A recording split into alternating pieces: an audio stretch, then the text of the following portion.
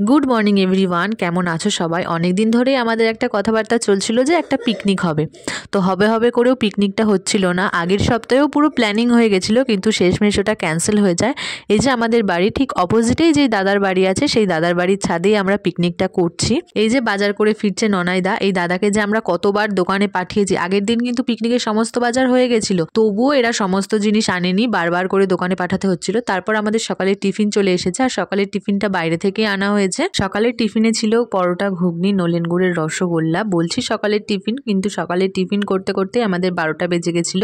আমরা মোট 11 জন পিকনিক করছি, এখনো পর্যন্ত সবাই এসে পিকনিকে পৌঁছয়নি। তার মধ্যে আমিও আসতে অনেকটা লেট করেছি, আমার পরেও আরো 2 জন এসেছে। দাদা আজ ট্যুর থেকে বাড়ি ফিরেছে, তোমরা তো জানোই মায়ের মাথাটা ফেটে গেছে, তাই ওদিকে রান্নাবান্না করে সমস্তটা গুছিয়ে রেখে এসেছে। যদিও মা বলছিল তুমি চলে যাও, আমি বাকি যা আছে সব করে নেবো। যাই হোক, সবাই চলে এসেছে। এখন এখানে আমাদের রান্নার প্রস্তুতি চলছে, মানে সবজি কাটা হচ্ছে। যে দাদার বাড়িতে পিকনিক হচ্ছিল, মানে বাপ্পাদাকে আমি বলেছিলাম আমায় একটু ভিডিও করে দিতে, যাতে ভিডিওতে সবার সাথে তোমরা আমাকেও দেখতে পাও। এখানে চিকেন ম্যারিনেশন হচ্ছে, আর এখানে বানানো হচ্ছে কফি। আজকের সবচেয়ে মজার বিষয়টা হচ্ছে পিকনিকের সমস্ত রান্নার দায়িত্ব নিয়েছে ছেলেরা। আমরা নাকি শুধু সবজি কেটে আর মশলা করে গুছিয়ে দেব, ওরা নাকি রান্নাটা পুরো করে দেবে। এই চিকেনটা ম্যারিনেশন করা হচ্ছে পকোড়ার জন্য। চিকেনটাও কাল রাতে আনা হয়েছে। এই বৌদি সমস্ত চিকেন ভালো করে ধুয়ে পরিষ্কার করে ফ্রিজে রেখে দিয়েছিল। কফির সাথে পকোড়া খাওয়ার কথা ছিল, কিন্তু এদিকে তো কফি হয়ে গেছে, আর ওদিকে পকোড়ার জন্য সবেমাত্র চিকেনটা ম্যারিনেশন করা হলো। এখানে আমাদের পকোড়া ভাজা শুরু হয়ে গেছে, আর এদিকে বৌদি বলছিল আমি পকোড়া ভাজছি, খেয়ে তোমরা বলবে যে ঝাল বেশি হয়েছে নাকি নুন কম হয়েছে। আমার না ভীষণ ইচ্ছে ছিল যে আমরা যেভাবে আনন্দ মজা করেছি ভয়েসটাও তোমাদের সাথে শেয়ার করার। আমরা না হয় গান বন্ধ করে দিতে পারতাম, কিন্তু পাশেই এক জায়গায় পিকনিক হচ্ছিল, সেখানে প্রচুর জোরে বক্স বাজছিল। এখানে আমাদের একবার পকোড়া ভাজা হয়ে গেছে, সবাই মিলে টেস্ট করে দেখছিলাম যে ঝাল নুনটা ঠিক আছে নাকি।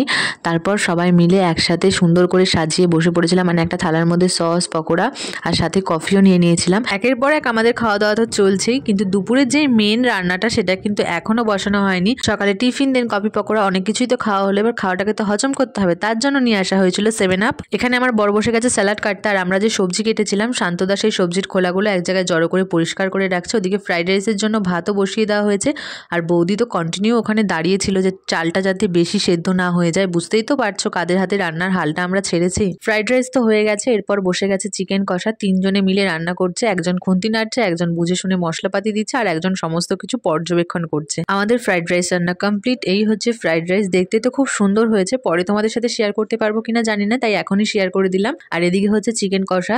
যেমন চিকেন কষার গন্ধ বেরিয়েছে, তেমনি কিন্তু কালারটাও সুন্দর হয়েছে, তবে খেতে একটু বেশি ঝাল হয়ে গেছিল। আমাদের রান্না কমপ্লিট হয়েছে ওই 3:30 পৌনে 4টে নাগাদ, আর আমরা খেতে বসেছি 4:10-15-তে। সবার ফার্স্টে কিন্তু আমাদেরই খেতে বসিয়ে দেওয়া হয়েছে, ছেলেরা কিন্তু এখনো খেতে বসেনি। আমাদের একটাই ডিমান্ড ছিল যে তোমরা রান্না করো বা না করো, কিন্তু পরিবেশনের দায়িত্বটা তোমাদেরই নিতে হবে। মেনুতে ছিল স্যালাড, ফ্রাইড রাইস, চিকেন কষা, চাটনি, পাঁপড় ভাজা, জয়নগরের মোয়া, শেষ পাতে ছিল আইসক্রিম। আজকের পিকনিকের ব্লগটা কেমন লাগলো অবশ্যই কমেন্ট করে জানিও।